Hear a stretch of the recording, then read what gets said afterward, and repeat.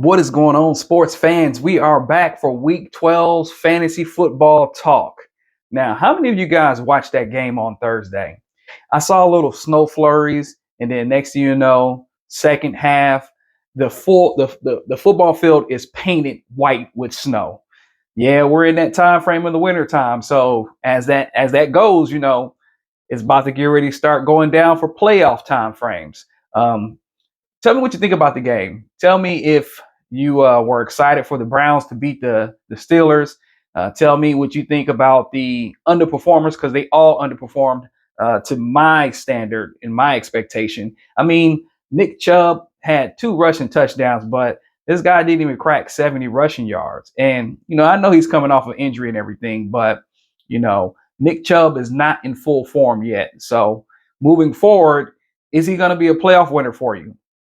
I don't know. I mean, I really don't know. George Pickens, I mean, the guy had maybe 50 something yards receiving, but Russell Wilson, if you have him as a quarterback on your team, you might as well go ahead and drop him. Get rid of Russell Wilson. He is no longer the Russell Wilson from Seattle Seahawks. And also, really, at this time, if you don't have a quarterback on bye or your main quarterback on bye, if they've already had their bye, you can go ahead and drop any other backup quarterback that you have. Basically in the home stretch of the football games now, your quarterback should be the only one rostered. That goes for tight ends too. Now, with the tight ends, unless you use them as a flex player, then of course, yeah, you can have 2 tight ends depending on your receiving core. But let's just talk about some of the underperformers from last week and what we may expect from them this week. As you well know, Derrick Henry did not have a good game. Lamar Jackson didn't have a good game. They are going against the Chargers, and the Chargers is a pretty tough team. So, we need to see if they're going to be able to bounce back from just last week. I mean, you're not always going to have a good game, plain and simple. You're not always going to have a good game. So it is what it is. I mean, you take your points wherever you can get them at. But, you do have those players that you expect to be league winners every game that they play. And so, with that being said, I believe that Lamar and Derrick will have a bounce back game. And then let's talk about Saquon Barkley. I don't know if they're on bye this week. I'm losing my train of thought in regards to it. Saquon Barkley should have a good game. They're going against the LA Rams, excuse me. LA, all his LA teams, Saquon should have a pretty good game, as well as A.J. Brown. That's because Devontae Smith is out. And to no surprise, A.J. Brown should get a heavy workload. So we will see what takes place with that. As you well know, Daniel Jones has requested for a release. Daniel Jones is terrible. You got DeVito that's going to be starting and playing now. I mean, you can say that he's going to be the future quarterback, but they may be looking for a quarterback, after the NCAA season is over with.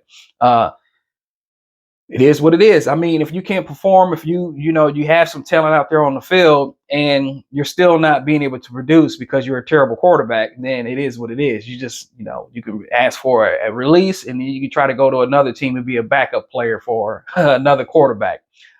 Let's see what Caleb Williams does this week. Caleb, he's been having some hard times just being consistent.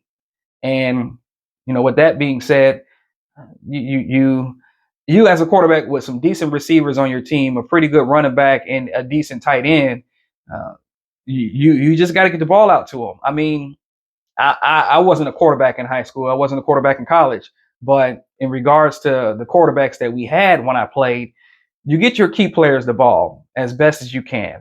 And Caleb is not getting it done right now, but it is what it is. It may happen. He's still a rookie. I mean, sometimes it takes a little bit of time for a player to grow, but he's still a rookie. Case in point.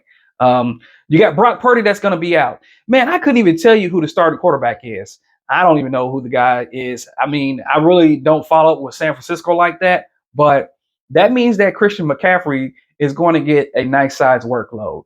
As you can tell, there's no longer the talk of Jordan Mason, but you might have Jordan Mason thrown into the mix too, just to save Christian McCaffrey, because this guy, Christian, that is, he's going to get many touches. whether it's handoffs or dump offs to him.